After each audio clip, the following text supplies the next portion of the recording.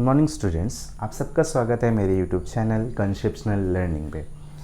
आज का हमारा टॉपिक है कि हाउ अर्थ इज़ फॉर्म्ड। बहुत सारे अर्ली थ्योरीज़ हैं और कुछ मॉडर्न थ्योरीज़ हैं, हम सबके बारे में भी जानेंगे। सबसे पहले जो थ्योरी है जिसे कहते हैं हम लोग nebular hypothesis.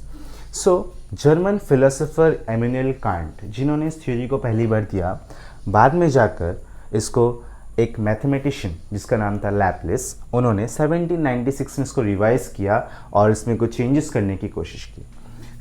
According to Immanuel Kant that our earth is formed by a cloud known as nebula. Nebula basically helium, hydrogen and dust particle से मिलके बना था। अब हम जानते हैं कि जो डस्ट पार्टिकल्स हैं, हीलियम एंड हाइड्रोजन, ये दोनों high density and low density elements है। जब लो डेंसिटी और हाई डेंसिटी एलिमेंट्स जब कॉम्बाइन होना शुरू करते हैं तो ऑब्वियसली पार्टिकल्स सर्कुलेट होकर उसके सेंटर में जाते हैं और इसी सेंटर में जाने के कारण फर्दर कोलिजन एंड एक्सीलरेशन से क्या हुआ, ये क्लाउड फ्लैट हो गया और इस फ्लैट होने के कारण एक प्योर एनर्जी का जनरेशन हुआ जो कि हमारा सन बना।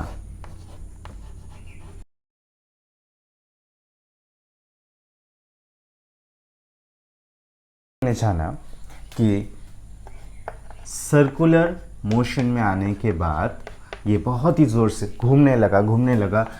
तो इसके घूमने के कारण ग्रेविटेशनल फोर्स क्रिएट हुआ जिससे कि हमारा बीच में बना सन। अब सन के घूमने के कारण आसपास भी बहुत सारे छोटे छोटे पार्टिकल्स थे जो कि एटम्स थे। तो इस सन के ग्रेविटेशनल फोर्स के कारण ये जो छोटे छोटे एटम्स थे वो भी आसपास कॉम्बाइन होना शुरू हो गए,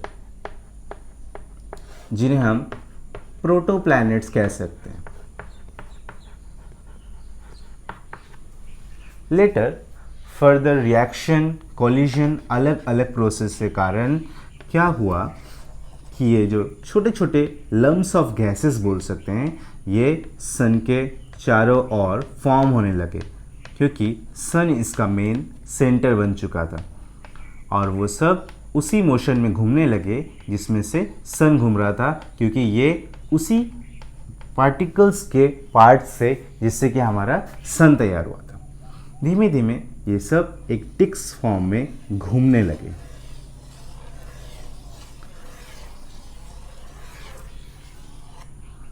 तो अभी हम देखेंगे कि हमारे जो फर्स्ट 4 प्लैनेट्स हैं जिन्हें हम कहते हैं टेरेस्ट्रियल प्लैनेट्स, यानी Mercury, Venus, Earth and Mars, ये है हमारे terrestrial planet. That mean these are the denser planet as compare to the outer planets, जो बाहर में सैटर्न, यूरेनस, जुपिटर आते हैं उन सब में। तो इसका कारण क्या है कि हम लोग जानते हैं कि जो हीलियम है और जो हाइड्रोजन है, जिससे कि मैंने पहले ही बताया, ये high density and low density elements है। तो जब high density and low density elements जब कॉम्बाइन होते हैं तो इससे क्या होता है, जो कि हेवियर ऑब्जेक्ट्स वो सामने रह जाते हैं, यानी बाहर की तरफ निकलते हैं तो ये सामने रह गए क्योंकि हेवियर है, और जो लाइट गैसेस वाले थे वो सब जायंट बॉल्स वो सब दूर हो गए और इस तरह से हमारे सोलर सिस्टम का फॉर्मेशन हुआ। पहले के प्लैनेट्स को टेरेस्ट्रियल इसलिए बोला जाता है क्योंकि सोलर रेडिएशन के कारण वो लोग वहीं पे सॉलिडिफाइड हो गए, इसलिए वो हार्ड्स बन गए सरफेस उनका। लेकिन जहाँ तक सोलर रेडिएशन नहीं पहुँच पाए, नहीं लास्ट के जो प्लैनेट्स है, इसलिए वो गैसियस स्टेट में रह गए। तो ये समझ में आ गया आप सबको कि किस तरह हमारा अर्थ का फॉर्मेशन होता है।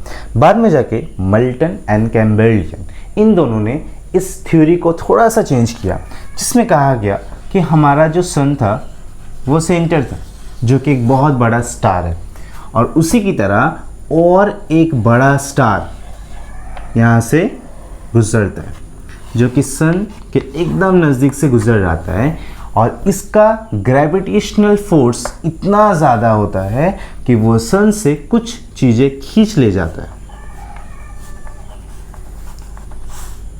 तो ये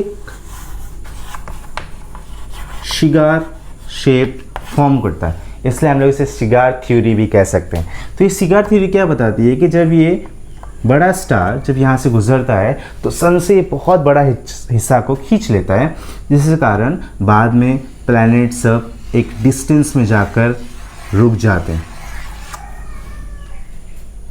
जिस तरह से हमारा ऑर्बिट तैयार होता है। होप सो आप लोग को वीडियो पसंद आया होगा। अगर आपको इससे कुछ भी हेल्प मिलती है तो आप प्लीज़ इसमें लाइक और शेयर ज़रूर करना, और हम हर वीक नए नए वीडियोस लेते आएंगे जो कि आपके हर एक कॉन्सेप्ट को क्लियर करेंगे। For then, thank you.